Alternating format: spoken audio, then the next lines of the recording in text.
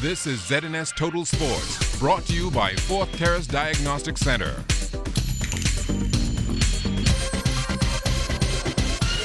What? Good evening once again, everybody, and welcome to the Queen Elizabeth Sports Center. This is a busy place because swimming is going on right next door at the Betty Kenning, and over at the National Tennis Center, it is tennis. Tennis delayed a bit because of the weather, and right here at the Thomas A. Robertson Track and Field Stadium, it is track and field. They too are a bit behind time because of the weather. Weather has been playing a factor all day here in the 6th Commonwealth Youth Games. Early morning rain hampering some of the events. Rain or shine, there is no stopping rugby, and what a time it has been for our boys. They lost both their matches today, 72-zip to Sri Lanka and 42-zip to Canada. Head coach Carl Rogers not disappointed at all. Been a good learning experience. It's been great for these guys. I mean, they're going with the world's best teams, toe to toe, and it's a physical game. So some of these guys have only been playing rugby for 6 months, and it just shows how many great athletes you have in the Bahamas, because for them to go toe-to-toe with the world's best, it's great, amazing. Countries like Fiji, New Zealand, Samoa, this is their nature. This is their national sport. These boys have been playing rugby since they've been born. I mean, England, they've got literally thousands of players to choose from, unlimited resources. And for them to go against them, some of the world's best, it's a great experience for them. How do you keep our boys motivated despite the scores? Well, it's a learning experience, and obviously everyone wants to put themselves against the world best to see exactly where they are and where they need to be or where they want to be. So they can see how much work we have to do to get up to that level. But yeah, I mean, I'm so proud of them, and I think as the tournament's gone on, we've actually gotten better and better. Swimming not affected by the weather either. Some of the best in the world jumping into the pool. Mansa Roberts, Games Technical Director. We have some world-class swimmers here. Some of these kids from countries like Australia and New Zealand has already swam at the Olympic level, even at 18 years old. So their opportunity to be here is tremendous. Our kids having the opportunity to swim against world-class swimmers. Last night we had one finalist in the person of Lily Higgs, and we anticipate us to even have a greater evening tonight. Well, clearly we can see the competition is at a higher level, and to have someone in finals is a great accomplishment for our country and our athletes. For more on what happened earlier today away from the Queen Elizabeth Sports Center, we check in with Kelsey Johnson. Team Bahamas was on the court early Thursday morning, all three squads trying to capture their first win in beach volleyball at the 6th edition of the Commonwealth Youth Games. It was much cooler conditions for playing over at the National Beach Soccer Stadium, rain causing a few delays, but the players were more than grateful for the downpour, especially since they had to bear the hot conditions since the competition started. First up for the 2-4-2 was the team of Michelle Moss and Latavia Brennan playing Scotland in the quarterfinals. This was a golden opportunity for the Bahamian duo to move on to the semifinals, but the Scottish pair was too tough, winning to the tune of 21-5 and 21-14.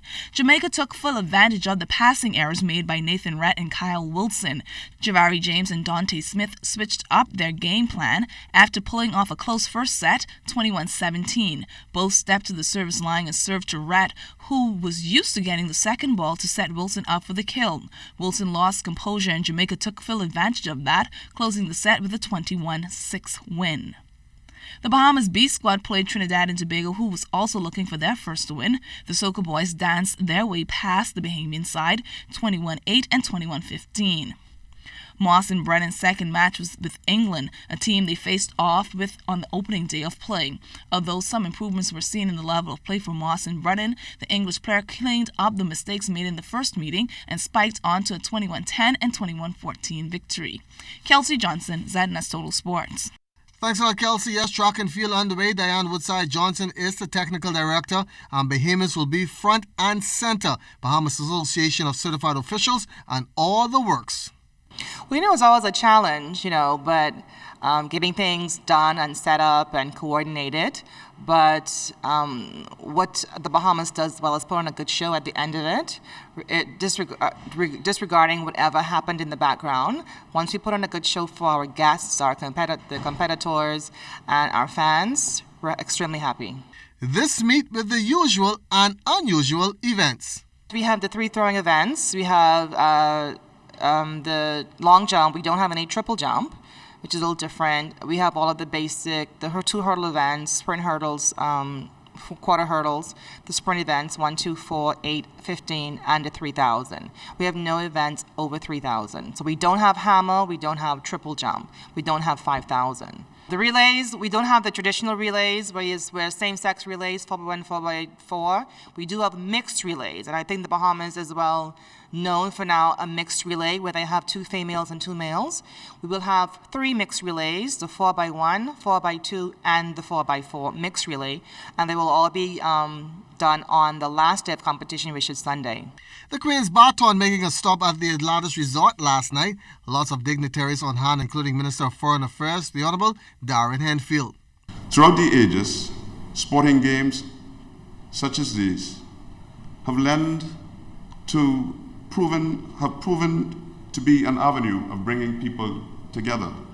These games, we expect, will be no different. As such, we in the Bahamas are honored for the privilege of hosting the 2017 Commonwealth Youth Games in a region renowned for its sporting prowess.